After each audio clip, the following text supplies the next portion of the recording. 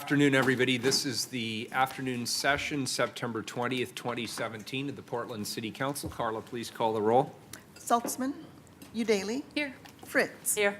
Fish, Here. Wheeler. Here. Basic rules of the road during testimony. Everybody respect everybody else. Thank you. Please call the first item. Item 1040, proclaim September 24, 2017 to be first annual Salmon in Our City Day. Excellent. Commissioner Fish. Thank you, Mayor. And I have a longish opening statement. So first, I want to apologize for the timbre of my voice.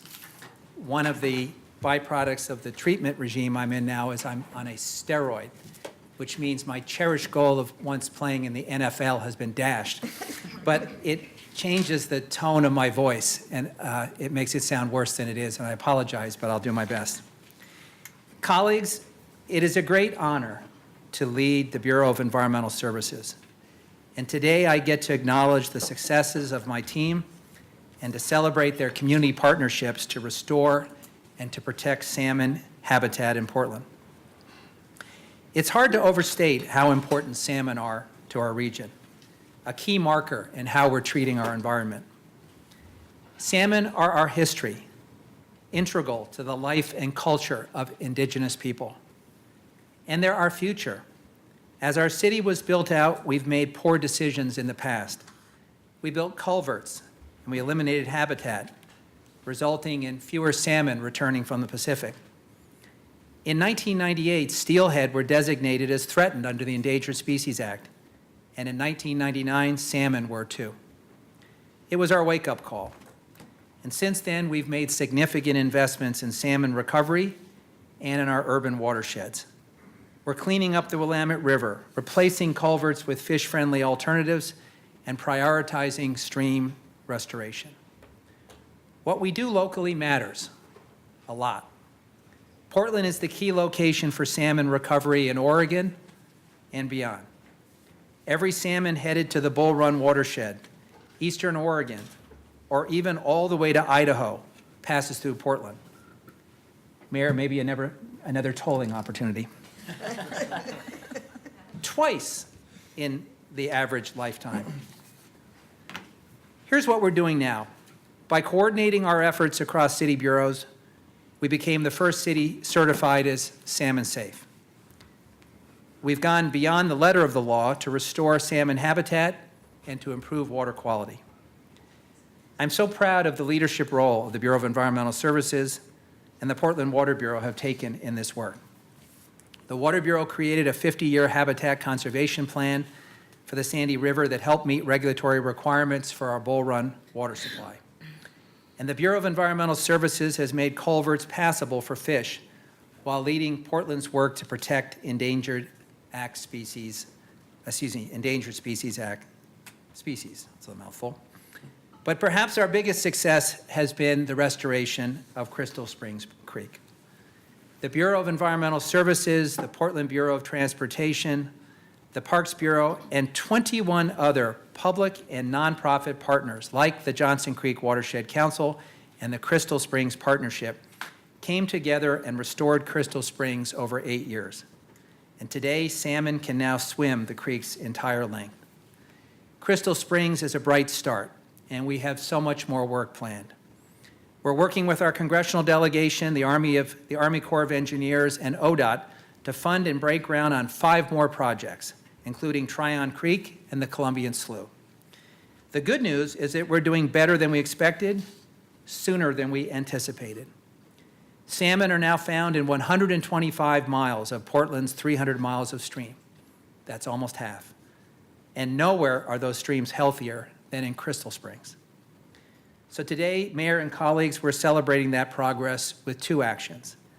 We're proclaiming September 24th, the city's first annual Salmon in Our City Day, and we're designating Crystal Springs as Portland's first salmon sanctuary. 2 very proud accomplishments. Here to tell us more are Caitlin Lovell, Science Integration Division Manager for BES, Rhonda Fast, Environmental Program Coordinator, and Emily Roth, Senior Planner at Portland Parks and Recreation. They will be followed by a panel of Crystal Springs partners, including Judy Bluehorse Skelton from Portland State University, Zach Perry from Reed College, Carl Lee from the Crystal Springs Partnership, and Joe Mitchoff, a fourth-generation Crystal Springs resident, and Dan Kent, Executive Director of the Salmon Safe. And later, as we designate Crystal Springs as the city's first salmon sanctuary, the mayor will read a proclamation. Ladies, welcome. Thank you.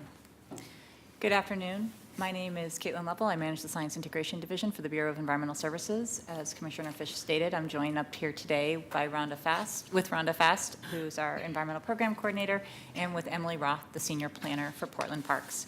We are part of an inter-bureau team that included the Water Bureau, the Bureau of Transportation, and the Bureau of Planning and Sustainability, here to talk to you today about the start of salmon sanctuaries in Portland. Salmon have effectively defined the Pacific Northwest. We have Just move a little closer to your mic. Ah. We have big trees because of salmon. We have rich agricultural centers in our valleys because of salmon. We have clean rivers because of salmon. And for the indigenous populations, they were an integral part of their culture, religion, and physical sustenance. Even the initial settlers harvested those big trees and built a whole fishing economy on the backs of salmon. We would live in a very different place were it not for salmon. However, we are at risk of losing that identity. Salmon have declined significantly throughout their range, including here in Portland. We've overfished them, blocked and degraded their habitat, polluted their water, and eliminated their spawning grounds, and yet they still return. When in 1998 the first steelhead were listed, the first of 13 listings, this council declared that their role was going to be to aid in the recovery of the species. And when they did that, people didn't think there was a lot we could do. And in fact, to this day, there are a lot of people out there who think that there isn't really a lot of habitat to be saved and restored in urban areas. And if you look at the maps, you can see where they come to that conclusion. Portland has 13 ESA-listed species. Seattle has 4. San Francisco has 7. LA and San Diego each have 2. So when you look at those numbers, it's easy to conclude that there's something terribly wrong in urban areas, and it's a lost cause. But in fact, Portland has 13 ESA-listed species because of where we're located. We are at the confluence of the 4th and 19th largest river systems in the United States. The land above Portland these rivers drain the land above Portland to the tune of 250,000 square miles. There's over 1,280 river miles above Portland. So every salmon trying to reach those lands and swim in those river miles are passing through Portland twice. So what happens here matters for the entire region. And there's a lot that's out of our control, and we can't lose sight of that. There are declining ocean conditions, and in particular, climate change, that are a big driver for what the future of salmon looks like. But today, Portland can stand tall because we've lived up to our commitment and are doing our part. Everything from restoration projects to how we do street maintenance, engaging the community in restoration activities, invasive species, land management, land acquisition, how we build and treat stormwater on our roads and impervious areas. All of that added up to us integrating and institutionalizing this notion of building salmon recovery into the way we do business. And that, in fact, led us to become the first city to be Salmon Safe certified. However, where we have really advanced and what's really exciting is the energy and the scale and the scope of how we've been doing business more recently. This is just a snapshot of Crystal Springs by the numbers. 21 partners came together over 8 years to result in almost half of the entire stream being restored, 9 culverts being replaced. We actually removed 33 acres of property, private and public acres, from floodplain. Those properties are no longer at risk of flooding. So could you explain why that's a good thing? Doesn't that mean more is just flushing down somewhere else? We removed the floodplains, the private property in the floodplains, by putting the flood waters in places where it won't damage properties. So we've shifted the floodplain.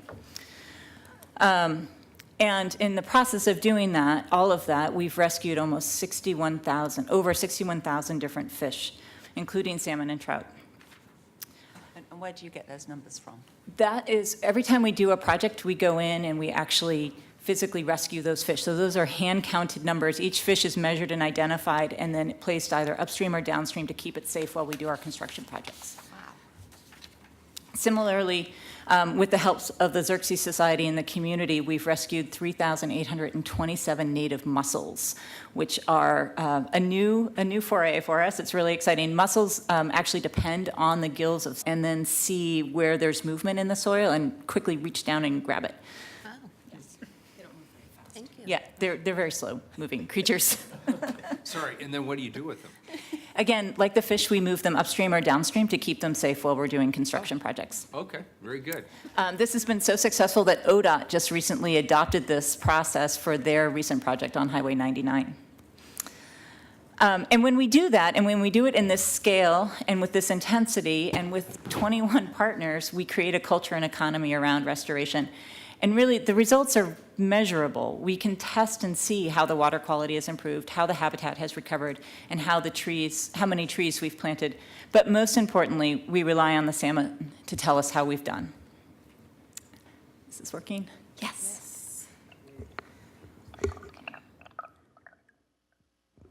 So we're looking at a pair of coho salmon, male, which is the brighter colored, and the female, which looks like she has a white tail.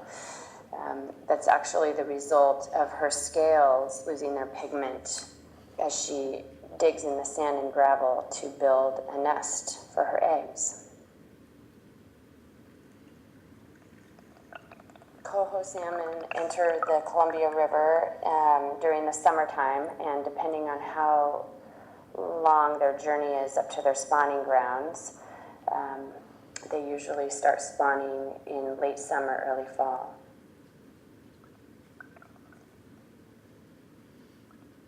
So here the male is encouraging the female to keep working on the nest, to keep laying eggs, fertilize, and here she goes, displacing sand and gravel in order to either dig a pit where she'll lay her eggs or to cover up eggs that she's already laid and the male has fertilized. And she'll continue to do this until she lays all of her eggs, usually around 5,000 or so.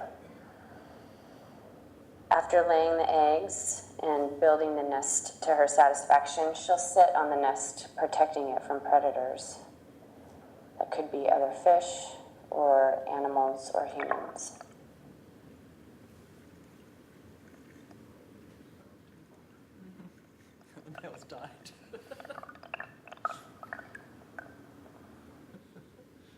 So now a second male has arrived in the vicinity of the nest, and both the male and the female vigorously defend it.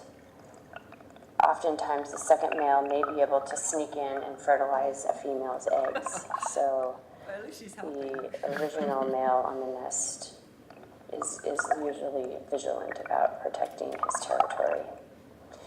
So after spawning, the coho adults start to break down, and you can see the female's eye tissue already gone.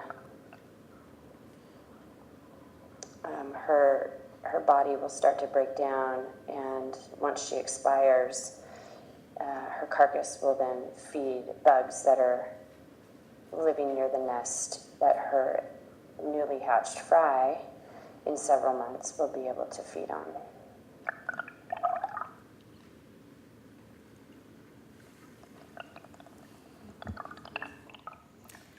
So that was, That's an all-time record, Carla, for technology at City Hall. Absolutely beautiful. Yeah, Thank you. absolutely wonderful. and that was filmed by our fisheries biologist, Melissa Brown, in Crystal Springs. And what's really exciting is that those eggs that were laid, if they survive, they will be returning as adults this year. And to talk about that, I want to turn it over to Emily Roth, who's going to talk about our activities on the 24th. Hi, how are you? Nice to be here this afternoon. First, Parks was the first city bureau to achieve Salmon Safe certification, laying the groundwork for the city certification in 2016. And this year will be our 4th salmon celebration at Westmoreland Park. The original celebration was right after Crystal Springs was restored through the park in 2014. We saw salmon return at that celebration. At that time, we also opened up the nature play area that mimics the stream, boulders, and large debris now in the creek, both a wild success. This celebration is both for salmon and for the community. Our partners and tribal nations participate with a salmon bake, storytelling, and watershed education activities.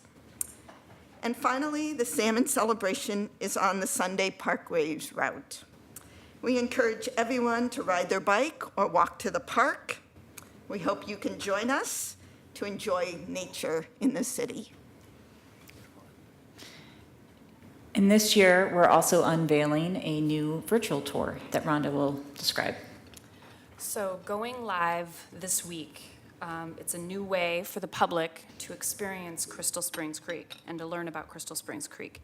In 2010, BES and the Crystal Springs Partnership developed a wildly popular walking tour map guiding people along the length of the stream in the heart of the city and exposing them to the story of Crystal Springs. And there's a long, wonderful story of Crystal Springs. To build off the success of this tour, we received an innovation grant to test out the idea of developing this tour on a digital platform. With a consultant, we explored platforms to host the tour, developed content, and put it all together using a Story Maps feature in ArcGIS. Features on this web-based tour are videos by capstone students from Portland State University, and a feature that was done on Crystal Springs Creek by OPB, and audio from experts, educators, and advocates, many of whom are actually in the audience today. And then photos and links for people to get involved as well. And the idea was to tell the story of Crystal Springs from multiple perspectives in a way that's educational, compelling, accessible. And it can be used either as a complement to this walking tour map on a mobile device or anywhere in the world on a desktop computer. So we also put together a toolkit so that tours like this can be developed and used by other projects, other geographies, other bureaus, so that it's something that we can carry forward beyond just Crystal Springs. And I think that's really important here. Crystal Springs is just the beginning of this story. We really wanted a way to celebrate our investments, to recognize the incredible community efforts that have gone into this restoration project, and to build momentum for continued improvements. There are more Crystal Springs stories out there. But true to the Portland way, we wanted to do it in a way that had this robust scientific vigor behind it. And so we decided that we would designate the best of the best streams as salmon sanctuaries. A salmon sanctuary is a result of public investments in restoration, rivers, and streams in the city that have conditions for salmon to thrive. We chose the top 10 criteria for salmon, and they're criteria that we actually measure. So this is a quantifiable tracking tool. It will not only help us identify when a stream hits that bar, that high bar of being a salmon sanctuary, but also on the remaining streams to help us focus on those areas where salmon need us the most. Today, we ask you to designate Crystal Springs as the first salmon sanctuary, and in the future, the very, very near future, we get to look forward to other systems, including Oaks Bottom, one of our highest profile restoration projects going forward next summer with Portland Parks and the Army Corps of Engineers, trying to reconnect the Oaks Bottom Wildlife Refuge to the Willamette River, and doing so in a way that not only benefits salmon, but benefits turtles, amphibians, all of the native vegetation, and helps us get an upper handle on the invasive species in Oaks Bottom. As well, Miller Creek in Forest Park, a little-known creek that very few people have visited, but is one of the only Forest Park creeks that has a direct connection to the Willamette that is passable by fish. So we need to do a little bit more monitoring there to confirm that fish are getting up there. And then Tryon Creek, as Commissioner Fish mentioned in his opening remarks, we have authorization from Congress It was signed by President Obama in December of 2016 to replace this culvert, and we are currently working with our delegation to secure funding through the appropriations process. So stay tuned, more to come. We're really looking forward to coming back to you on an annual basis with more success stories. Ladies, thank you for kicking off the presentation with such a great presentation. Caitlin, Rhonda, and Emily, thank you. Grab a seat. We'll have you back if my colleagues have questions. And now I'll invite our stakeholder panel to come forward. Judy Bluehorse Skelton from Portland State, Zach Perry from Reed College, Carl Lee from the Crystal Springs Partnership, Joe Mitchoff, a fourth-generation Crystal Spring resident, and Dan Kent, Executive Director of Salmon Safe. If you could all come forward. Sounds like 5. We can squeeze. The microphones can be moved around as well and shared. Welcome all. Judy, would you kick us off? Or whatever your sequence. Thank you, Commissioner Fritz. Commissioner Fish. They merge. He was at our very first salmon celebration at Westmoreland Park with your son. Yes. I'm Judy Bluehorse Skelton, Tots May We. It's an honor to be here and excited to be part of celebrating salmon in our city. They've always been here, and it's exciting to see everybody working together to ensure that they will continue to be here and thrive. That first salmon celebration at Westmoreland Park was the culmination of so many partnerships coming together. The first time I took students down into Reed College Canyon to look at the habitat that Zach Perry was working on. We knew something was going on. The students said, can we learn at PSU how to be a keeper of the canyon like Zach Perry is at Reed? This was probably at least 12 years ago, and we're closer to that now at PSU's Indigenous Nations Studies program than ever. Salmon are our brother. As the presentation indicated, Indigenous people of this region, Salmon Nation, we are still very involved with the management and the ceremonies, the blessings, and the traditional protocols for salmon so that they will continue to return to us. We carry a part of the salmon in our heart, and they carry a part of us with them. And so it's a very exciting time. The Native American Community Advisory Council to Portland Parks and Metro have been meeting for over 5 years monthly and are part of the community that continues to get out in the field. I just came in from a Metro site, Quamash Prairie, where the community is out meeting with some of the scientists with Metro talking about camas, cattail, and oak savanna restoration around the city. This summer, the Native American Youth Environmental Corps were actually at Oaks Bottom gathering mussels, learning how to do and use those techniques with parks. Natural steward person, Isabel LaCourse, showing us how to gather and move them, getting ready for that culvert. I think every fourth grader in Portland recognizes their identity as salmon people. They can tell you the life cycle of salmon better than a lot of us older folks. And I applaud that the city is going to start with this day, but we're already looking at how to make it Salmon in the City Week and Salmon in the City Month, and maybe Salmon in the City forever. So. Katsi Yao Yao, thank you for all of those who've been working to make this happen. Just another element of celebration, Oxbow, which has been closed due to the fires.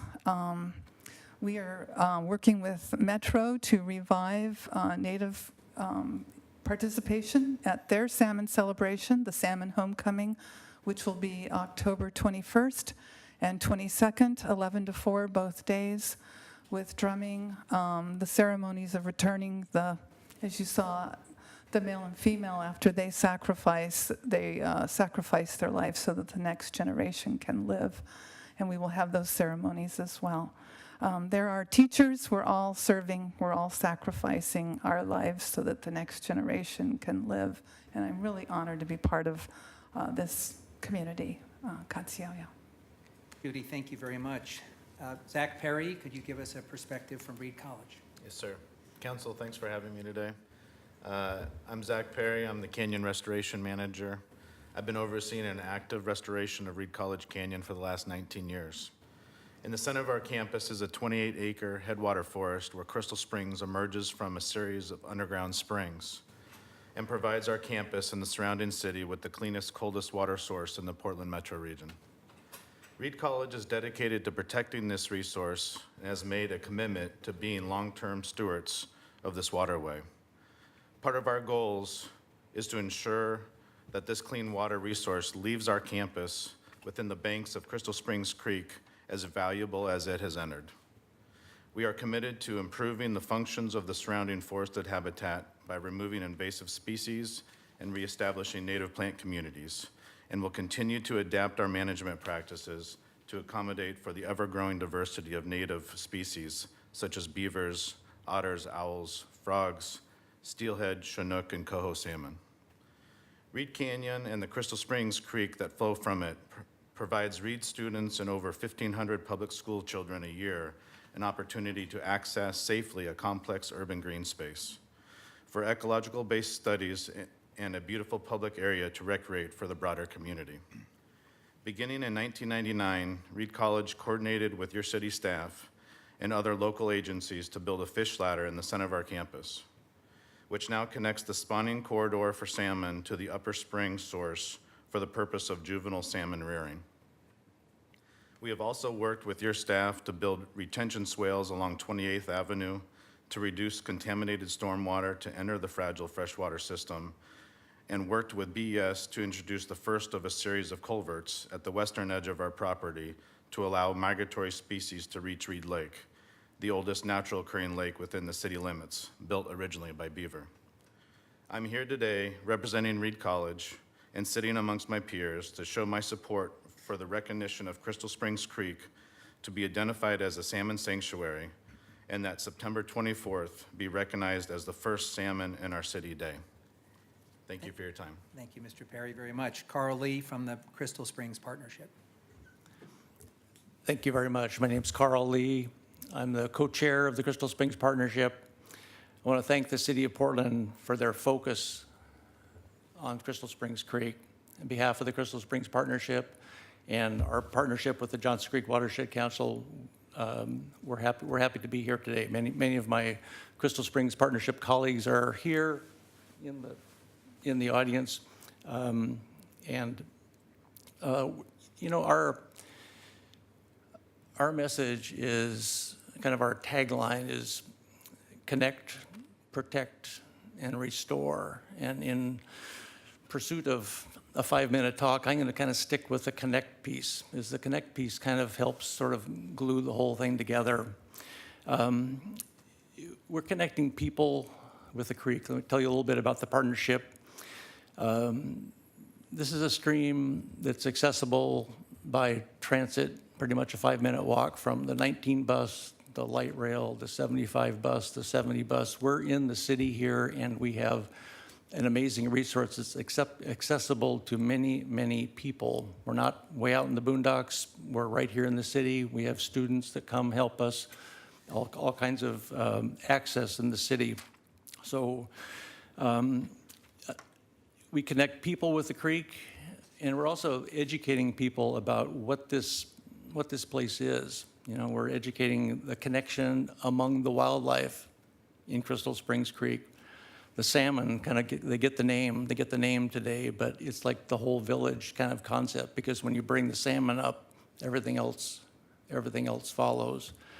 We're teaching people about how beavers and salmon interact, wood in the stream, building dams, providing habitat for the fish, how trees interact with salmon, again, wood in the creek, and we're planting like crazy. The beavers are chewing down the trees like crazy, but we're planting more.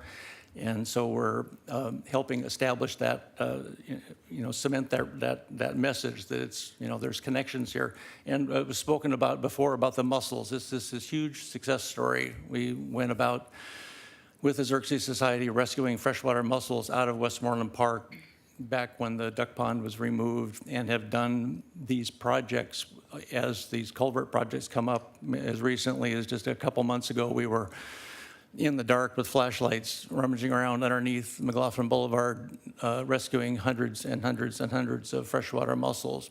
And again, here, an education piece, kind of ODOT, Oregon Department of Transportation, they were all set up to rescue the fish, and this mussel thing just sort of became, it got on their screen, and they said, let's go for it, and so they provided us some tools, we provided some expertise, and it was a hugely successful project.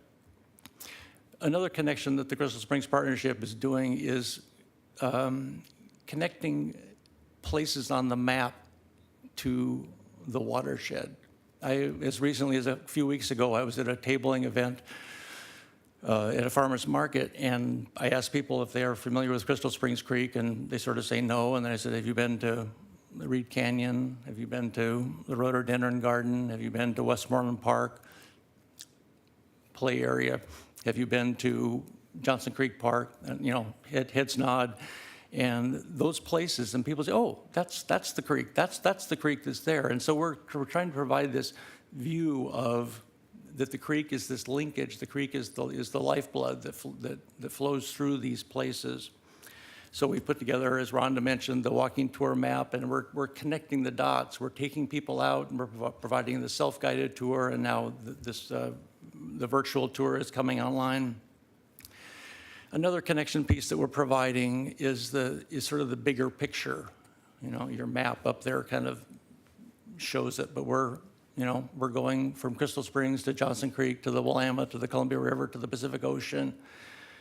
And the Crystal Springs Partnership is, throughout sharing that message that we have a unique place here, and we have a gift to give, and we have an appreciation for that stream. Future salmon sanctuaries, next year, the year after that, whenever it is, they're all in that line, and they're all due to benefit from the work that's been done on Crystal Springs. Another final connection piece is that our history here, and Judy mentioned this very succinctly, that the salmon celebration, indigenous people have been caring for this land for a long, long time, and part of our gig is to help share that message through the salmon celebration. And so we want help with that education piece coming up on Sunday, this Sunday, by the way. So we're not exactly done here. Many of the culverts are done, much of the work, the big bulldozer type restoration work is done, but I think a really compelling piece for us in this salmon sanctuary designation is that we're still working on this. Education is still going on, restoration is still going on, memory, sort of fades about what we're doing and why we're doing it, and we have to keep kind of reminding people over and over and over again what it is we're doing, why it's important, and why it really matters to the city. So we're helping bring up salmon recovery citywide. We've got a ways to go, as Caitlin pointed out. Here's the thunder there. As Caitlin pointed out, we've got some tasks to do. One of them has to do with stream temperature. A lot of these criteria that we meet very, very well. We've got lots of water. The water quality is very good. The temperature is problematic. We're still working on part of our goal, and part of our continued education piece is to keep people informed about that and to find ways to reduce stream temperature through the activities that we're doing. So again, the Crystal Springs Partnership thanks you very much. We look forward to sharing our successes over the next year and reporting back in a year. Thank you, Carl, and we're going to call you back after a couple of panels. We're going to call you back for a special presentation a little later. Joe Mitchoff, fourth generation Crystal Springs resident. Hi. Well, I'm actually the third of four generations to live on Crystal Springs. My grandparents moved to the from the Brooklyn neighborhood to the banks of Crystal Springs in 1967. And growing up, I saw pictures and heard stories of the early days of living on the creek. There were fond memories of the gravelly creek bed with many crawdads scurrying about and salmon bounding up the river in the spring and fall, banging their bodies against the creek banks. There were lots of them. My grandmother described Crystal Springs as a tale of two creeks after the Tacoma Street culverts were installed. Downstream, the water was fast-moving and the creek bed was clear, much like it is today. However, upstream, it was a different story. The culvert was small, and it was hard to imagine the whole creek could move through such a narrow tube, so the fish simply couldn't swim fast enough to make the journey. Over the years, the creek bed gradually silted in, and salmon became a rare sight until they all but disappeared. When I was born, my family lived next door to my grandparents, so I grew up on the creek. It was always beautiful, but I don't remember a time it wasn't mucky on the bottom. It didn't stop us from wading in it, but we always came home a huge muddy mess. I remember vividly during heavy rains, the creek would back up all the time, an indication a log or a branch was clogging the culvert. And my grandfather and my dad took it upon themselves, doing their neighborly duty, to clear it with a long metal pole with a hook on the end of it. I still actually have the pole in my backyard, and I'm really grateful I don't have to use it these days. Growing up, I recall my grandmother saying many times, "I hope I live to see the day they take that culvert out." And thanks to all the hard work and effort on the BES and all the partners, my grandmother got to see her wish come true. She was beyond thrilled that those culverts were removed in her lifetime. The transformations occurring on the creek have great benefits for salmon and people alike. My regular running route takes me along both Crystal Springs and Johnson Creek, so I've seen all these changes. On 21st Avenue, where just a few years ago there was a duplex literally built on top of the creek that was prone to flooding, there's now a natural area with cool rushing water and a family of beaver. When I was a kid, Tideman Johnson Park was a foreboding and kind of forgotten place, often an illegal dumping ground, and now it's safe and it's a natural haven right here in the middle of the city. And finally, when I was a kid, the lake in Westmoreland Park was actually surrounded by dense, tall bamboo, and it was a really fun place to play hide and seek, but it was always muddy and gross. And today, with the restored wetlands, it's a joy to run on the causeway over the wetlands and watch the changes that are taking place every season. I'd like to take the opportunity to thank all the individuals and agencies involved in these improvement projects, especially Rhonda Fast and Caitlin Lovell. They are creative, dedicated people with a Zen-like patience for the challenges that came up in the public part of this process. I'm grateful to them for their perseverance and the commitment of City Council to improve salmon habitat. In closing, a really short story. Last summer, we had our neighborhood block party right on the creek, as we always do, and by good fortune, one of my neighbors spotted a salmon lazily swimming upstream, so we all stopped to check it out. It was exciting, in part because of its rarity, but it's really encouraging for me to know that the kids growing up in the neighborhood today won't be able to recall a time when there weren't salmon on Crystal Springs. So thank you, and keep up the magnificent work for salmon and all of us. Thank you very much. And finally, Dan Kent, Executive Director, Salmon Safe, to put it in a bigger context. Welcome. Thank you very much, Commissioner, and what an inspiring story of place. Last October, Portland became the first city in the world to complete a comprehensive assessment of its impacts in this watershed with a third-party verification organization. That organization, of course, being Salmon Safe. Working site by site across the city over more than 3 years, Salmon Safe and our independent science team evaluated the operations of city bureaus with respect to impacts on the urban Willamette watershed. That meant assessing everything from stormwater management at fire stations to how fire trucks are washed to Bureau of Transportation, street maintenance practices, even the products used in graffiti removal. It was a comprehensive and thorough audit of city operations. That work culminated last year with City Council accepting the findings of our science team's assessment and committing to improve operations with an eye towards protecting downstream water quality and prioritizing restoration actions across city bureaus. As Emily mentioned, this citywide effort by Portland was itself inspired by more than a dozen years of restoration work by Portland Parks as part of its long-term salmon safe commitment. And a lot of that work focused, of course, on Johnson Creek and Crystal Springs.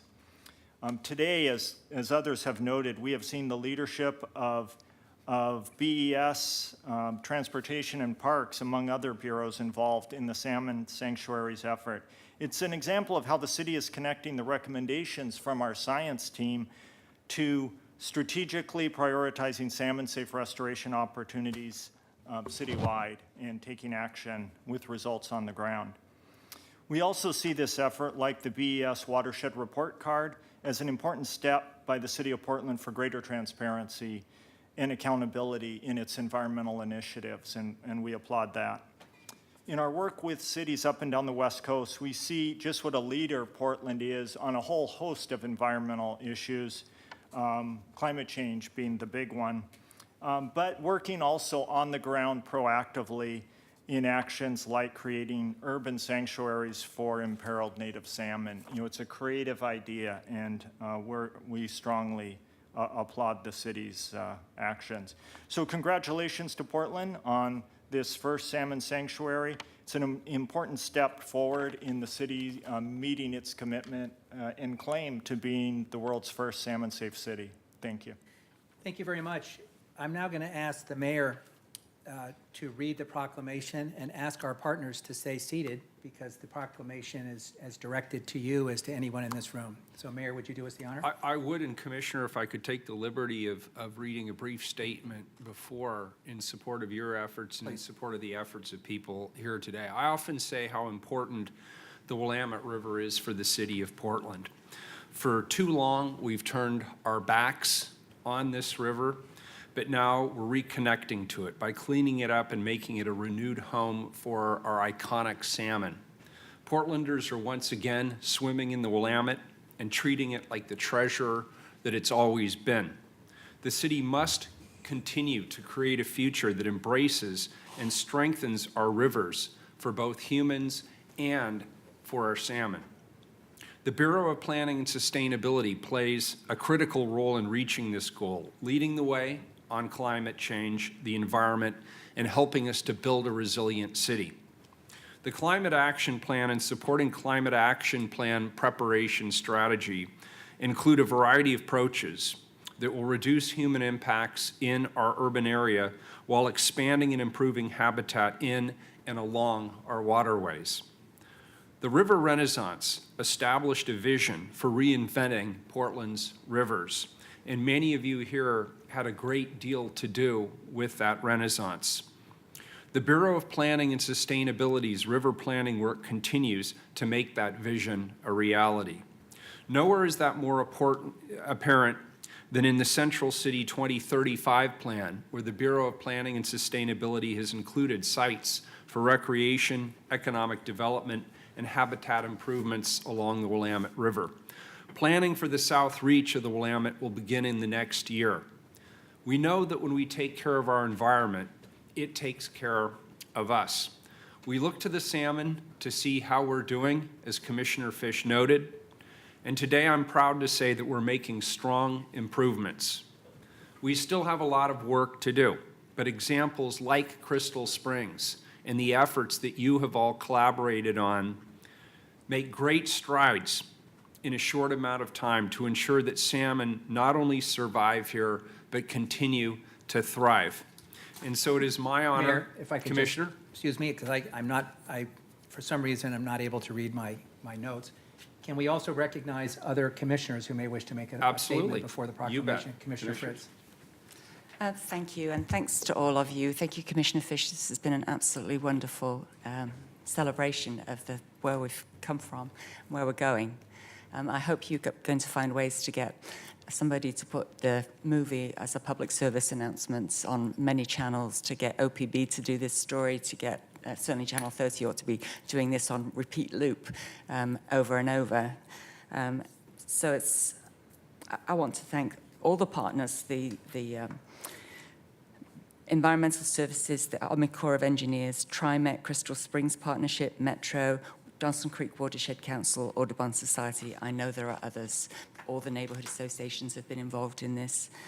My park staff, our park staff, Emily Roth, Sandra Burtsos, Lynn Barlow, Mart Hughes, Betsy Redfern, Cindy Wright, Ali and Matthew Berger, Elizabeth Kennedy Wong, formerly Jim Shulin. I mean, there's really so many people who've been a part of making this so spectacular. And indeed, in addition to Caitlin Love and your team at BES, it's important to recognize that Dean Marriott was a big part of this. I remember vividly when I was young and enthusiastic and idealistic, going to a celebration in Southwest where he talked about the ship of state of environmental services, which had been going in the grey direction for such a long time, and his determination to help turn that ship. So in partnership with people like Ivy Francis and Patrice Mango, some still here at BES like Patty Nelson, Mark Wilson, Amin Wahab, and then our partners formerly of Parks and now at Metro, Mary Rose Navarro. It's all of us, and I think that's what makes it really special, is that lots of people have had a hand in this. So if I might, in honor of the tribes who were the stewards of this land, who now, with the Treaty of 1855, we are responsible for continuing to do it in partnership with you. Katsiano, thank you so much. Commissioner Daly? Well, thank you, everyone, for your hard work and for the lovely presentation earlier. I'm newer to this conversation than most of my colleagues, and I just wanted to share a couple comments. One is one of my favorite parts of the salmon story is what salmon bring not just to the freshwater streams, but to the adjacent ecosystems, which means land. I think that for some people, because fish are something that we can't necessarily see, and rivers are just big bodies of water, they may not realize that the loss of salmon doesn't just impact our river, it impacts our land, it impacts plant, animal, and human life as well. So, and the other comment I want to make is how excited I am to move forward on our new eco-roof policy, because I understand that will also help the salmon. So congratulations on all your hard work. Thank you. Commissioner Salzman? Well, I just want to thank everybody who's played a role in helping Portland and indeed the Northwest become an area that really speaks proudly of what it does for the salmon, as they have done so much for us and continue to do every day. And it really is emblematic of who we are as a people. So I really just want to thank all the people in the room today and all the people who aren't in the room today that have also played roles in the great work at Crystal Springs and elsewhere in our city. And I'm really happy to be here on this salmon sanctuary in our city day. Thank you, Dan. So, because I keep screwing it up, let me just give you the run of the show. We're going to do a proclamation from the mayor. We're going to do a presentation to our friends at Crystal Springs, and we're going to have Mike Hauk at a moment like this. Of course, Mike Hauk must be here. And Mike, to kick off a new annual tradition, we've asked him to read a poem. So that will be the sequence, starting with our mayor. Very good. Whereas wild salmon and steelhead have been a source of life, food, and ceremony for the indigenous people of this land since time immemorial, sustain nearly 150 species of fish and wildlife that depend on them, are an indicator of clean and healthy rivers, and are a symbol of vibrant, resilient, livable city. And whereas wild salmon and steelhead in Portland were on the brink of extinction and remain in perilous condition in the face of continued habitat degradation, overharvest, competition from hatchery fish and other invasive fish, and climate change. And whereas all salmon and steelhead in the Columbia River and Willamette River rely on Portland's rivers and streams to survive their journeys to and from the ocean, since 2000, the city of Portland is committed to helping recover these wild salmon and steelhead. And whereas the city of Portland and its partners, residents and business owners, have lived up to this commitment by investing in projects that help improve water quality and restore habitat in Portland's rivers and streams through the Big Pipe, foster floodplain natural area, culvert removal in Crystal Springs, stream and wetland restoration in parks like Westmoreland Park and Butterfly Park at Stevens Creek, and the Salmon Safe certification, And whereas the City of Portland envisions a future for salmon and steelhead by establishing strong land use laws under the comprehensive plan, acquiring and protecting remaining natural areas, and providing educational and stewardship opportunities for Portlanders. And whereas salmon are returning to Portland's rivers and streams. And whereas continual recovery in a climate-changing future will require numerous sanctuaries of refuge that provide cold, clean water, suitable habitat, abundant food and shelter, and plentiful spawning areas safe from predation and competition. And whereas Portland will continue to improve and restore these salmon sanctuaries across the city's urban watersheds to support salmon recovery. And whereas together with our partners in the community, we will celebrate these successes in salmon sanctuaries at the Salmon Celebration at Westmoreland Park on September 24th, 2017. Now, therefore, I, Ted Wheeler, Mayor of the City of Portland, Oregon, the City of Roses, do hereby proclaim September 24th, 2017 to be the first annual Salmon in Our City Day in Portland, and in honor of this day, do hereby declare Crystal Springs Creek to be the first salmon sanctuary. May we suspend the rules? So done.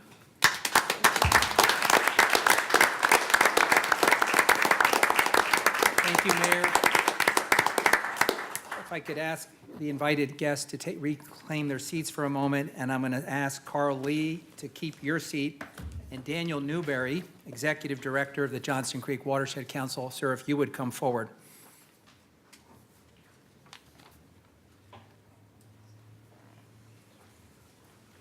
Gentlemen, Crystal Springs is a model public and private partnership. It's an example of the great things Portlanders can do when we come together. Colleagues, two groups made a significant contribution to this project by hosting events like creek cleanups, tree planting, salmon surveys, and tours for school groups and international conferences. The Johnson Creek Watershed Council held over 30 events, with nearly 2,000 volunteers contributing over 8,000 hours in just 1 year. Truly remarkable. And the Crystal Springs Partnership, which is only a few years old, held 6 events with over 150 volunteers just last year. One particularly notable day, Philip Nosler, an intern with the Johnson Creek Watershed Council, discovered 2 new species of dragonflies. I'm proud to say that Philip is now interning with the Bureau of Environmental Services. Today, colleagues, in honor of this great work, the City Council is proudly awarding the Johnson Creek Watershed Council and the Crystal Springs Partnership a $5,000 grant to continue their stewardship and restoration efforts. Thank you, Daniel and Carl, for your help in making Portland a home for wild salmon and for helping us restore our urban watersheds. And the best part? Mayor, would you do the honors for me? Would you present the check, Mayor? I'd be happy to. Quick, run. Caitlin, would you come up for a second?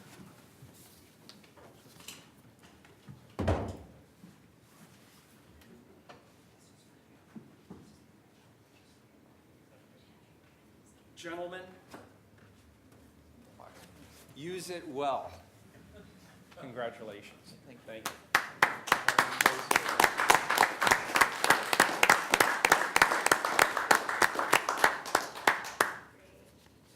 You think this check is good? Wait till you see the credit card that goes with it. There you go. Congratulations. All right. Thank you, Commissioner Fish. Thank you, Mayor. We're almost done. Thank you, gentlemen. I have one. Please. One little. One small thing. For our. Please, come forward. Step over the bench here. Why not? We'll just let this, I don't see the security guy. I have a bandana for each of you. Well, thank you very This is much.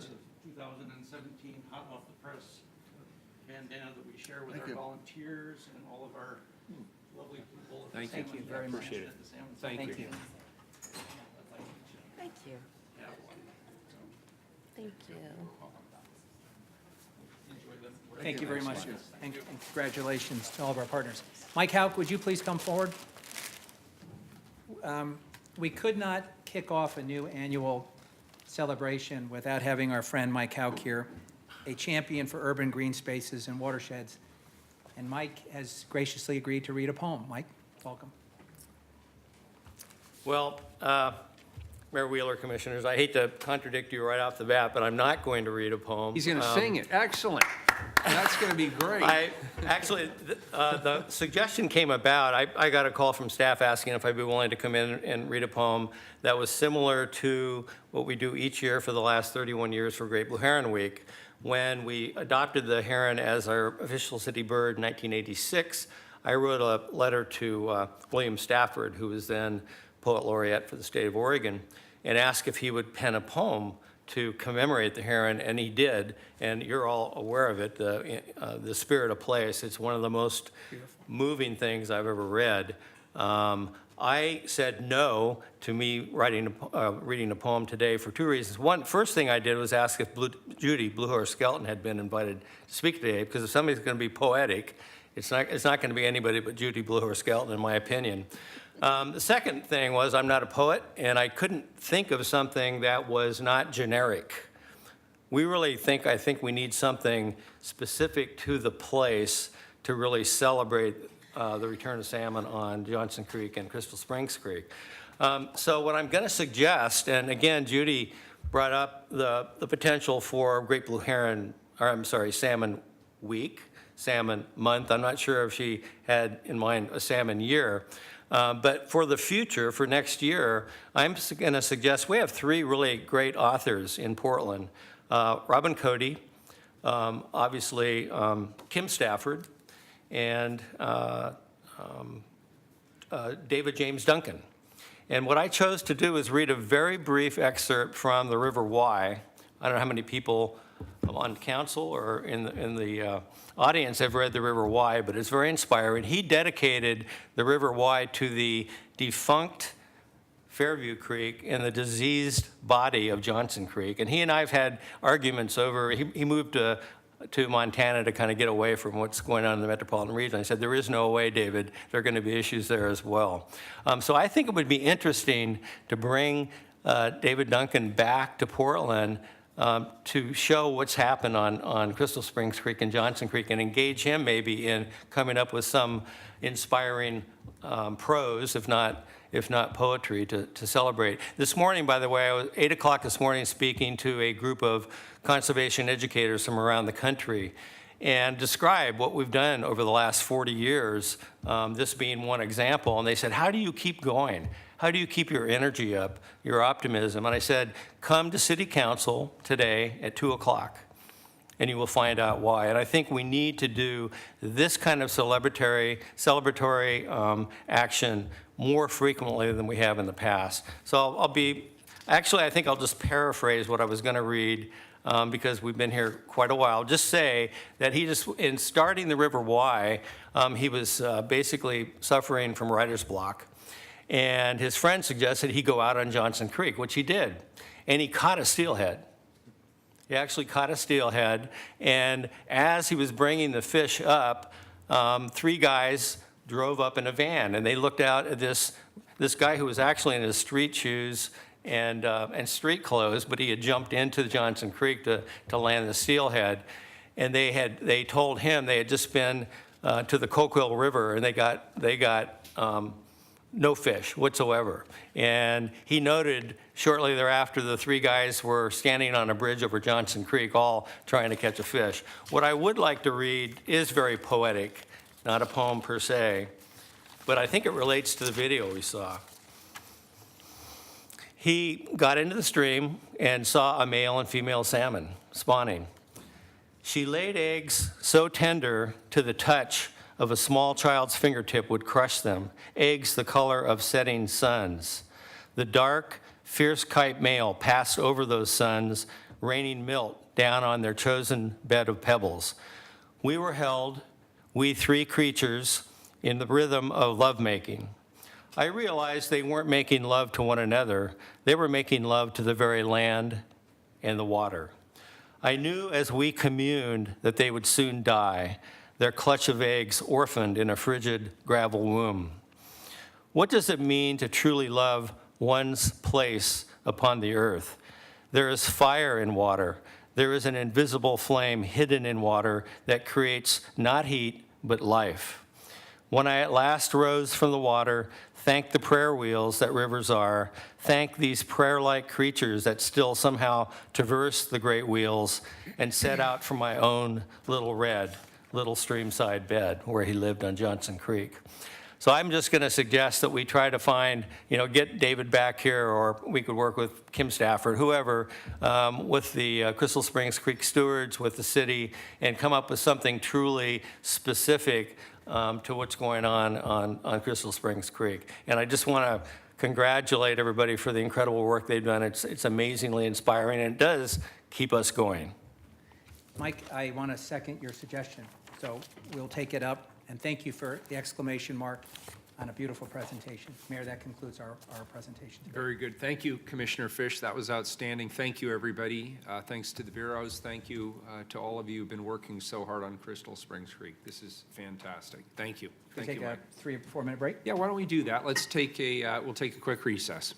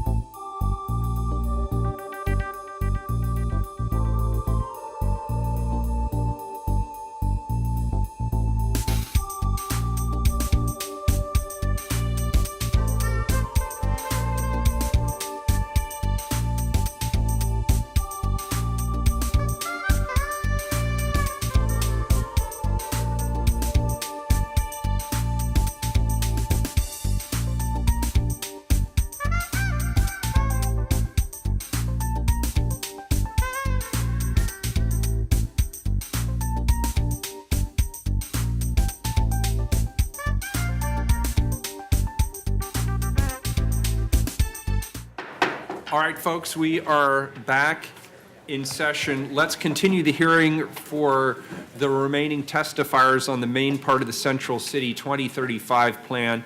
Carla, can you read the ordinance and the resolution titles? And you'll notice there's a paragraph prior to the three titles, if you could read that as well, please. Sure. Item 1041, adopt the Central City. Could you actually read the paragraph prior to that? Thank you.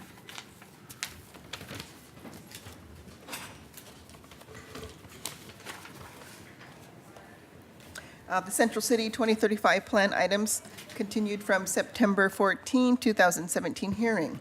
Only those who previously signed up and have not testified yet will be able to testify. No additional oral testimony will be taken.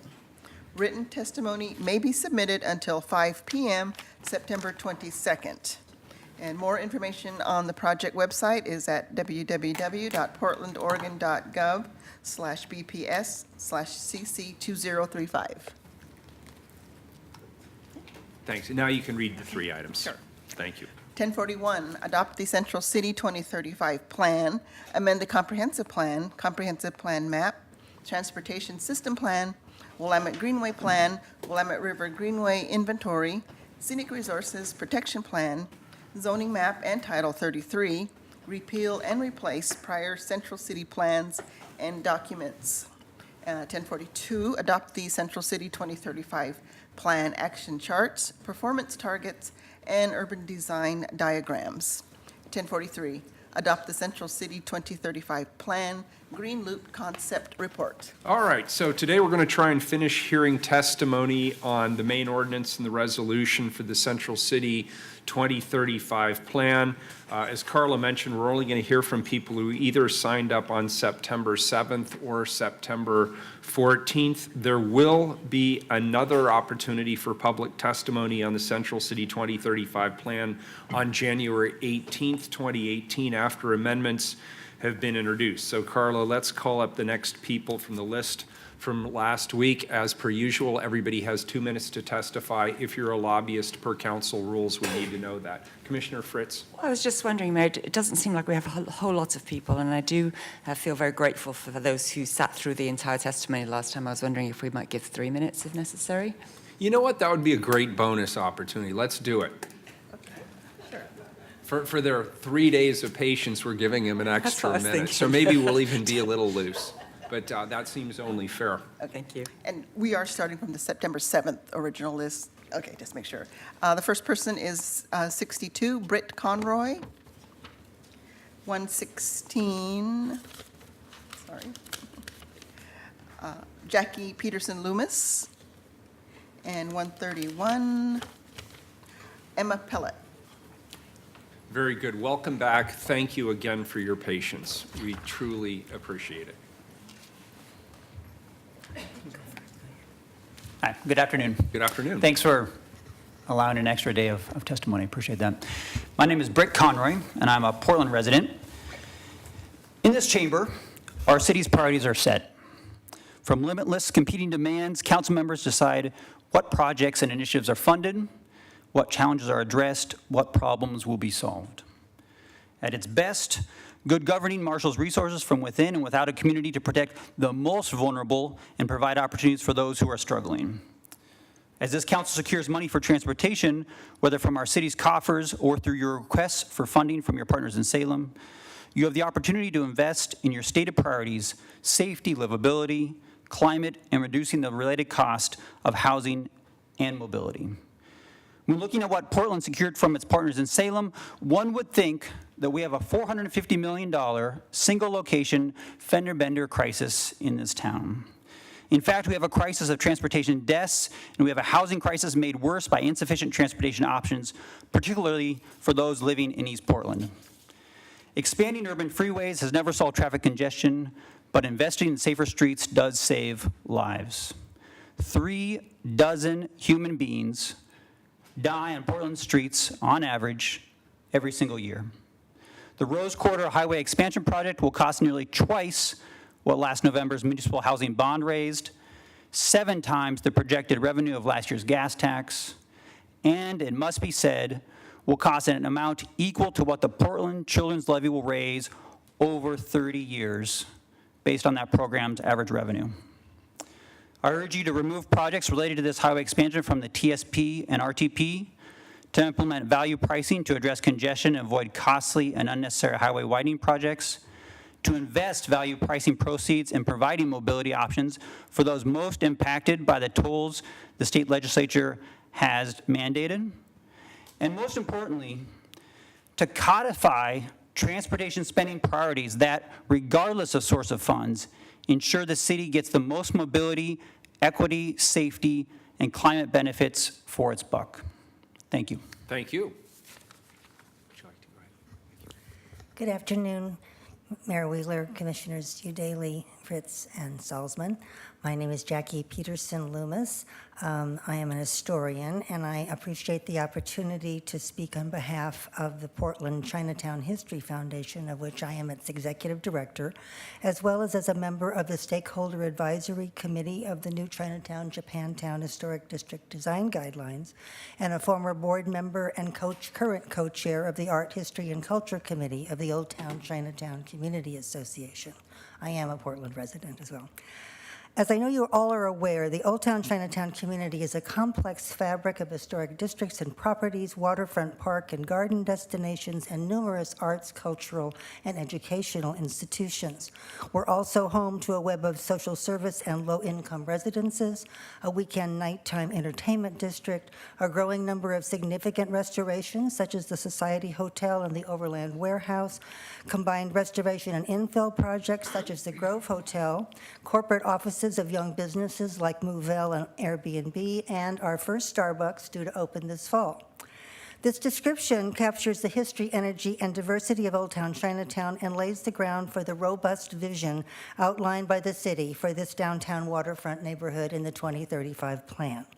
In the plan, Portland's planners and creators have not envisioned an extension of either the Pearl or downtown, but rather a culturally and visually unique historic neighborhood which could well become the city on the Willamette's most visited tourism destination of the future. We applaud the 2035 plan for our neighborhood and the accompanying zoning code adjustments and incentives, which we believe have provided an equitable balance between protection of existing and future cultural, education, and historical resources, and support for new construction for much-needed housing and offices and for business growth of all kinds. We want to thank city planners especially for the welcome reduction in heights in the northern half of the new Chinatown Japantown Historic District, running from Northwest Everett to Gleason between Northwest 3rd and 5th. The reduction of building heights within the northern portion of new Chinatown Japantown from 450 feet, which it used to be, to 100 and the recommended 125 feet is long overdue. In fact, I was shocked to learn several years ago that such extreme heights had ever been approved for a National Historic District by the city. All of Portland's downtown federally recognized historic districts have height limits of 75 feet, or in the case of the southern half of New Chinatown and a part of the new historic district in the Pearl, 100 feet. The historic buildings in all of Portland's downtown districts are rarely higher than 4 stories, and in this environment, even a 100-foot building looms large, challenging the sight lines and noise levels of an otherwise sunlit, highly walkable, low-rise historic streetscape. I thank you, Mayor and Commissioners, for your foresight in protecting our most valuable and most energy-efficient assets, our current buildings that are already standing. Thank you. Thank you. We appreciate it. Good afternoon. Thanks for your patience. Thank you for hearing me today. My name is Emma Paulette, and I'm a property owner at 109 Southeast Salmon Street in the Central East Side. I love Portland. It's an incredible place, and one of my favorite parks in Portland is the Shakespeare Garden up at Washington Park, where you have an incredible view of Mount Hood. It's amazing. I urge you today to vote against the Salmon Springs View Corridor because I don't feel that it's equitable to choose a view of Mount Hood that's only 36 feet above sea level and only visible 85 days out of the year. On a day like today, you can't see the view at all. This will unfairly impact the Central East Side and will really make it challenging for us to meet our economic goals and our employment goals.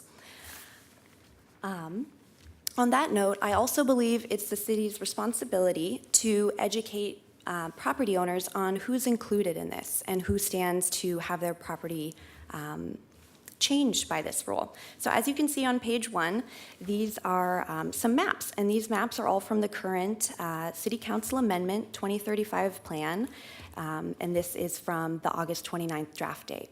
So on the first map, you can see my property is not included, but on the next map, you can see my property just to the left, also not included.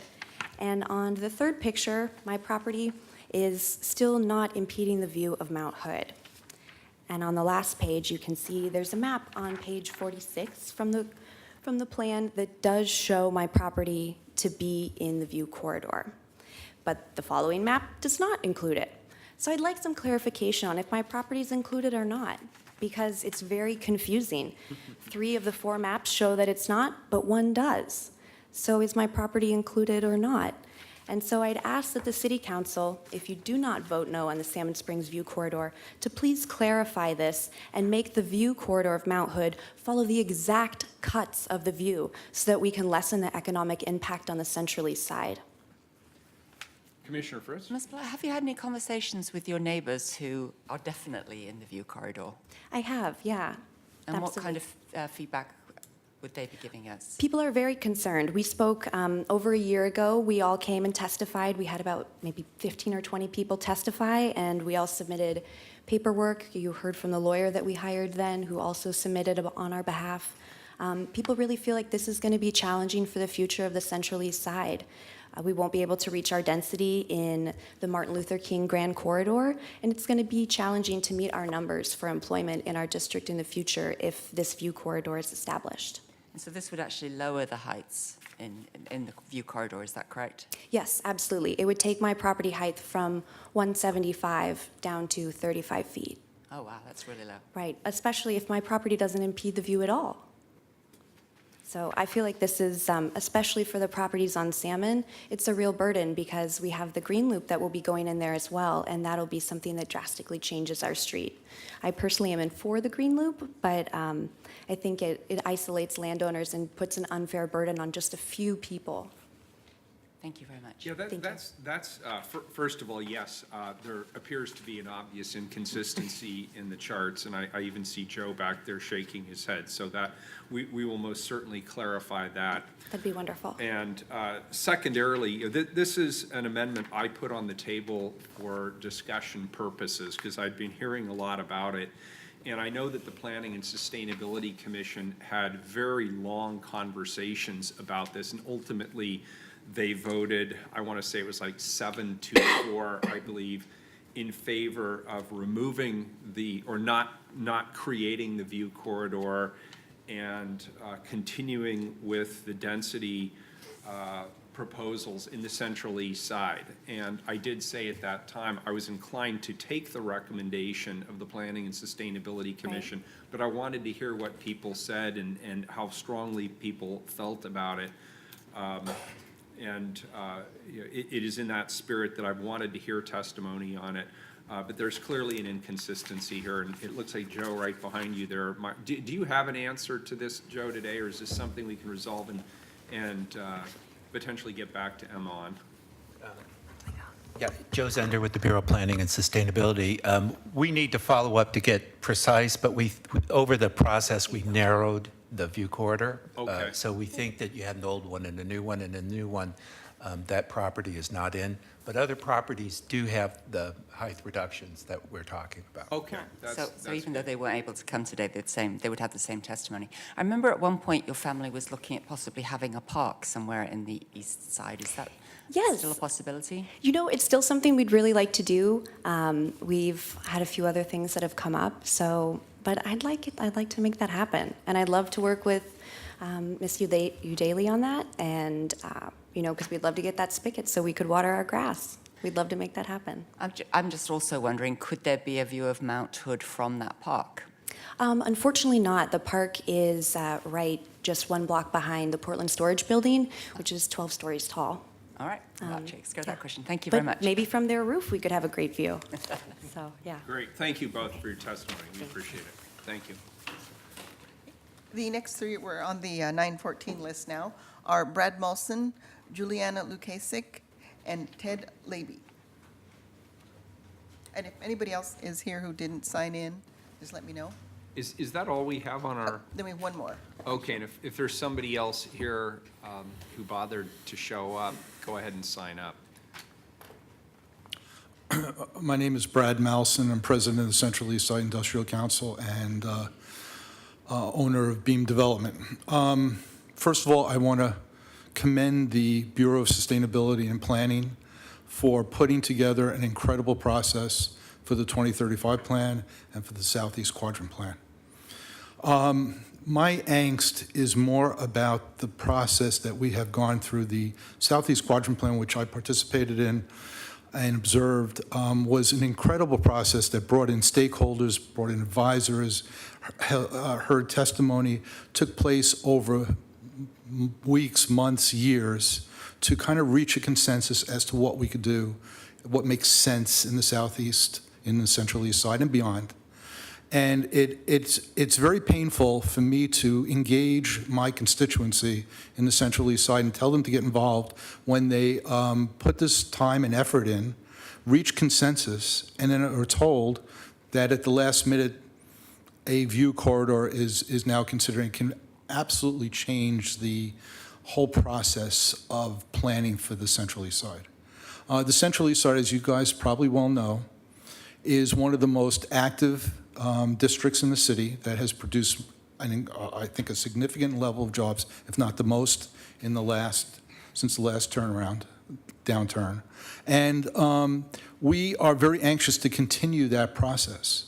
We are very anxious. We realize that the investment that has been made in planning and the investment that has been made in transportation in and around the Central East Side has always contemplated increased density.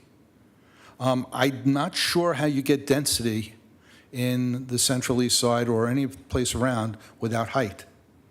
I mean, they just kind of work together. So, I feel we all have to make sacrifices for the city to move ahead. Central East Side is contemplating, I think, really significant opportunities with new businesses, with new investment, with new opportunities to build buildings, restore old buildings, preserve the industrial sanctuary. I don't need to tell you how much opportunity other people have seen in the Central East Side to become residential or more, retail. And we've resisted that. We really went through this process very carefully to protect the Central East Side and the commercial corridor. So I really want to ask you to really consider hard what the goals and the objectives are in terms of jobs, density, and creating opportunities in a very active corridor. Thank you. Thank you, and I believe you also submitted a letter for the record, which we all received earlier this week. So thank you for that as well. Good afternoon. Hello, everybody. Thank you all so much for having us. I've literally been here this is probably the 8th hour. So I was here on all 3 days. And so I've heard a lot of testimony, and it's been a really educational experience for me. And I appreciate what you guys have done and all the opinions that you have listened to. I've also, I am Juliana, I'm about to do it. Hi, I am Juliana Lukasik, and I am here today speaking on behalf of my experience as the person on the SAC for the Southeast Quadrant Study. I am also the interim executive director of the Central East Side Industrial Council.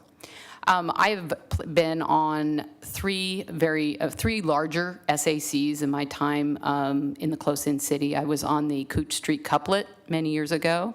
I was on the East Side Transportation Advisory Group that ultimately created the Transportation Parking Advisory Commission, and I was on the Southeast SAC. And I want to say, I'm here to sort of talk about process. I've seen what goes into stakeholder advisory groups, and I have seen how well they work. In each and every one of those, we sat at the table with people who were involved, stakeholders from all sorts of areas, and it was very diverse. We had the bike community talking to the freight community, the environmentalists sitting with the developers, and we spent years, probably combined with those 3 SACs, I've spent probably 8 years on SACs. So I do know what I'm talking about, and I am incredibly impressed with the process. I'm impressed with the dedication from the city, the people who staff the SACs, the amount of effort it takes to wrangle a whole bunch of really diverse groups. To say that they're wrangling kitties is putting it mildly. These people sit at the table, they look at each other, and they come to it with this idea that they're never going to compromise. And at the end of the process, they compromise. And it's a really wonderful thing to see. And that happened in the Southeast Quadrant study. And it was a very, very good process. I know there have been some challenges with the West Side one, and I would hope that those would not reflect poorly on the processes for the other SACs, because these were incredibly long processes of commitment and volunteerism and compromise. So I ask you guys very strongly to support the recommendations of the Bureau of Planning, because it was through a lot of process to get there. So when we talk about things like the View Corridor and the need for 100% eco roof, we really would like you to go back to the 60% eco roof and take the View Corridor off the list, because they really were already well vetted, and we hope that you will honor those. So thank you very much for having me Thank today. you, and if I could just ask, well, first of all, a statement, then a question. Statement, thank you. I know you put a tremendous amount of energy and effort into this, and I also applaud you for hanging out through all 8 hours of testimony. Today I And waited through a I'm with river you. out there. Yeah, it's been an incredible educational experience for me as well. So that's, I think, interesting that you'd reflect that. We did hear quite a lot of testimony on the green roof proposal, 100 versus 60. Could you just flesh that out a little more? Why you would be opposed to the 100 and why you think the 60 is appropriate? Just give us a flavor of your argument there, please. I'm concerned about, first of all, anything that's 100% versus a compromise at a lower percentage rate raises a red flag for me. I think the definition of the green roof and the 100% is very important. I'm concerned about amenity space. I believe strongly that in order for people to understand the importance and the value of a green roof, that they need to be able to see it. So I am very, very concerned that 100% eco roof might not allow the amenity space that would allow people to go up and enjoy a green roof. By the way, I am also a environmentalist and a tree hugger. I think Commissioner Friss mentioned that, and those are my roots. So I'm very, very much in favor of eco roofs. I just am concerned about the 100%. I also am very concerned about affordability. I'm concerned about affordable housing, and I'm concerned about affordable commercial space. And if we do not make it feasible for developers and people who are redeveloping their buildings to have incentives to keep the affordability in place, then we're not going to get the affordability that we need, both from a residential position and from a commercial space position. One of the biggest challenges in the East Side is how do we grow and still keep spaces open for small businesses and makers. And so that's a really big issue for me, and a real tension with the adding costs to construction and trying to convince people redeveloping and developers to have a component of affordability. So that's one of my biggest issues with that. Very good, thank you. Thank Commissioner you. Fritz? That do was you my have a- question, too. Okay, very good. Thank you. All right. Good morning, or good Good afternoon. afternoon. Yeah, thank you. Mayor, city councilors. My name is Ted Labby, and I'm the Policy Program Director with Mike Houck's Urban Green Spaces Institute. Thanks for the opportunity to comment on the 2035 plan, and by the way, congratulations on the Salmon in the City proclamation. That's great. Today I want to pick up on some written comments that I submitted on September 6th, a few things in there and kind of add to those. The 2035 plan sets the tone and pace for innovation and change in the city core for the foreseeable future. Portland has a lot of work before it, cleaning up the Willamette, providing affordable and accessible housing, diversifying our transportation choices, sustaining a vibrant economy, maintaining good governance, and integrating nature into our built environments, and more. There's a lot to like in the 2035 plan, which takes us towards these goals. However, there are also elements that fall short and need strengthening or revision before the plan goes forward. We strongly support the Green Loop and the wider vision of the green web that Randy Gregg presented to you a few weeks ago. It isn't a choice between the green loop and the green and the Lentz green ring, sorry. We need both, but the advocates suggesting we drop the green loop have a point. The city needs to take a more active involvement and commit more funding to the bike, ped, transit, and greenway connectivity in Lentz and other underserved neighborhoods beyond the central city. Among the elements of this Central City 2035 plan that we especially like are the explicit incentives for large form trees in the new master plan standards. Thanks for that. And we strongly support Commissioner Udaley's amendment to require 100% coverage on eco-roofs on new buildings above a certain size threshold. Thank you, Commissioner Udaley, for that. We appreciate and support the simplified parking code with more shared use and the elimination of minimum parking requirements. But I think we can go farther on that. All new parking should be constructed in a manner so that it can be converted to other uses in the future, once we determine we don't need all that parking. Aspects of the plan that fall short are measures to boost the urban forest canopy. The targets for certain tree-deficient districts, like the Central East Side Industrial District, are set too low and are not adequately aspirational in order to drive innovation and focus on the part of PBOT, property owners, developers, and others. You're a little too close to the microphone. Too close. Yeah. The flexible street design standards for the Green Loop are great, but we need these standards to apply more widely within the central city and beyond. We need to consider reallocating street right-of-way to reduce on-street parking for automobiles and narrow travel corridors to make more space for trees. We can make the now optional front building setbacks for new development required in tree-deficient neighborhoods. Undersized planting spaces can be expanded into the adjacent street, and we can lift the Title 11 tree code exemptions on commercial and industrial lands. Going farther, the city could assume responsibility for all street planning and maintenance in the central city and fund this work with street frontage fees that incentivize space for trees and discourage or minimize utility vaults and driveway curb cuts, which limit space for trees. The city needs to start thinking about urban forestry as a utility, something that we all pay into and benefit from. Trees can't continue to be an afterthought in the central city. Trees sustain a vibrant street life, lower crime, soak up stormwater, clean the air, and cool us during summer heat waves. Finally, I want to say that freeway expansion has never solved traffic congestion, and we are proud to stand with the broad coalition of community-based organizations and citizens who are asking for removal of the I-5 Rose Quarter project from the transportation plan. While there might be localized benefits to the project, we believe it would come with a very high opportunity cost and would divert much-needed city dollars from other important initiatives like housing, affordable housing, better transit, and street improvements in the Outer East Side of Portland. Thank you. Thank you. Appreciate all three of you. Thanks for coming in. The last person I have is Damian Hall.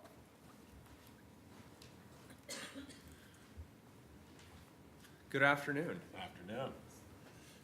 Mayor, City Commissioners, thank you for the opportunity to speak to you today, and thank you for the extra minute. I'll try to use it well. My name is Damian Hall. I'm an attorney with a local firm called Ball Janik. I'm here on behalf of our client, Joe Angel. I'm here to speak about a particular piece of property and a particular scenic view corridor that is proposed that impacts that property. This is a different one than the very popular Salmon Springs view corridor. This one's called CC Northeast 01. What that means is there is a proposed pedestrian bridge that is yet to be built that would cross the Sullivan's Gulch. And there is a proposed scenic view corridor from that as yet to be built bridge, looking west towards downtown and the West Hills. There are a number of practical issues with that set of circumstances. So I'd like to outline a few of those and then make a specific ask. The first is the view corridor is not necessary.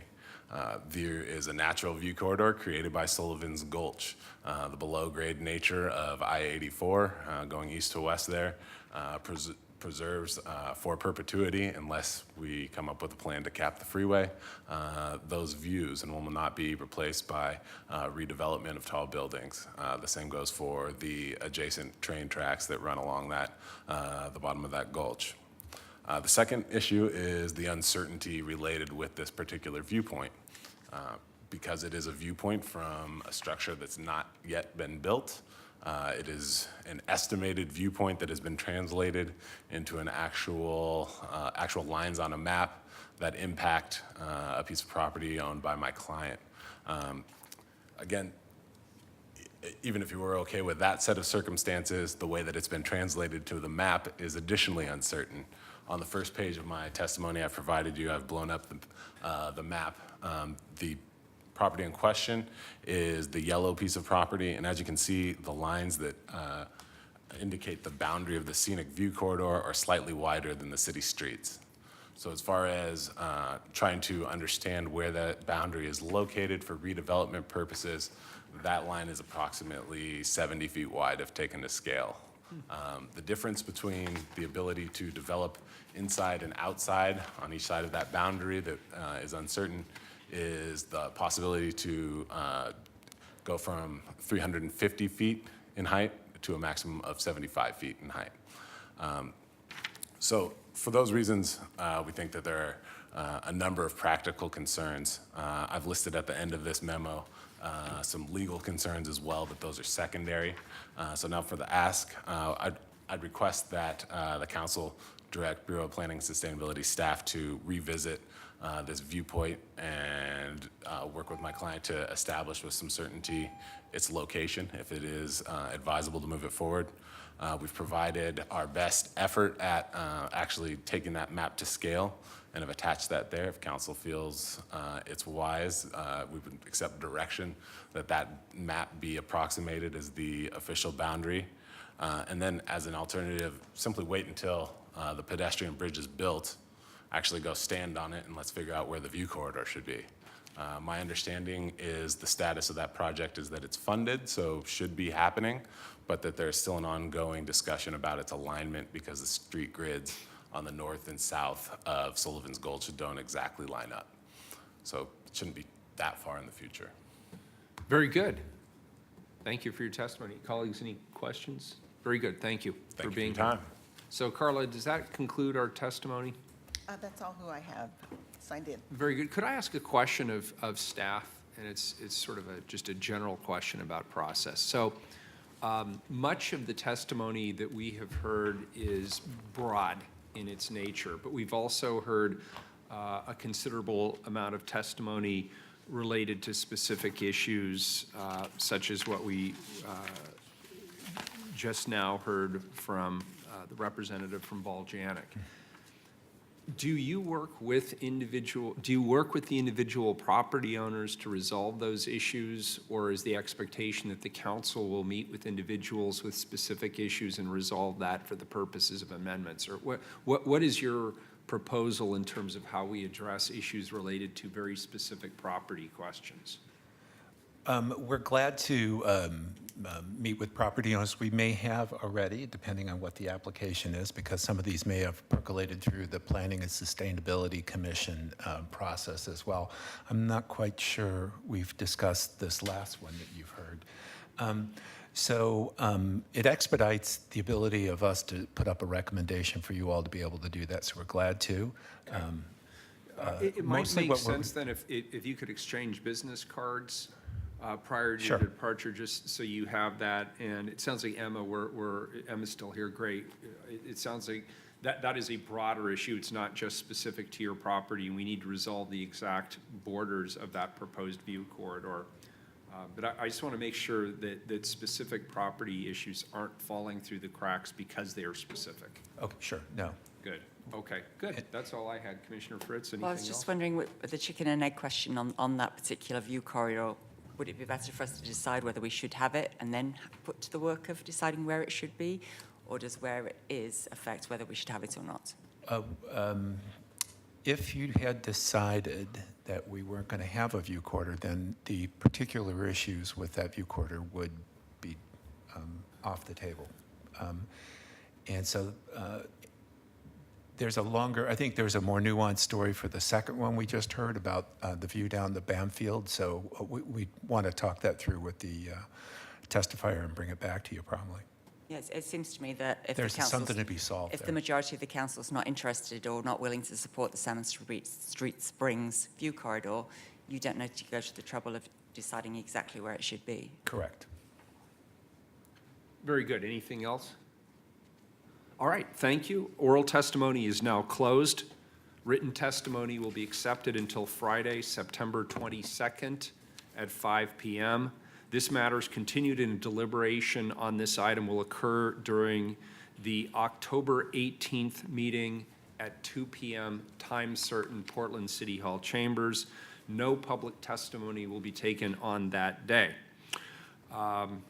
Now, while we have staff up here, colleagues, are there any amendment concepts based on public testimony that you'd like to provide today, or any questions you have of staff while they're up here? Commissioner Fritz? Some of the broad categories, which I believe planning staff is aware of, the map of the West Quadrant Advisory Committee's properties in relation to the participants on the body, so that the whole council reviews potential conflicts as well as revisits the heights in those areas altogether. The greenway setbacks, we're currently having some differences between the Audubon Society and parks, and so obviously that's going to need to have some broader discussion. The big question with the Rose Quarter and the freeway widening, which a lot of people were concerned about, one of my particular questions is how much city money is in that project versus state and federal money. The view of the Vista Bridge from Jefferson Street, I've had some specific testimony on that. And then further discussion, as we had a little of today, about the green roofs requirement as to the pros and cons of 60%, 100%, or something in between. Thank you. I guess I'll add a couple. The Zidell property, the issue with the setback. You didn't just include that, right? Vista Bridge is another one I'm interested in. There was a question about the Roseland Theater height restriction because it is outside of the historic district. Why is a similar height restriction being placed on that, considering its proximity to public transportation and the surrounding area? That's all Oh, well, I don't know if, in testimony last week, we heard an idea for parking forests, which I realize that there may be some visibility and safety issues involved with turning a parking lot into a forest. But I do think it's a legitimate question to raise why, when surface parking lots are such an inefficient, wasteful way to use precious space in our central city, are the owners not there often are no trees on the blocks. So I'd kind of like to know why that is, and if we can encourage them to plant some. Yeah.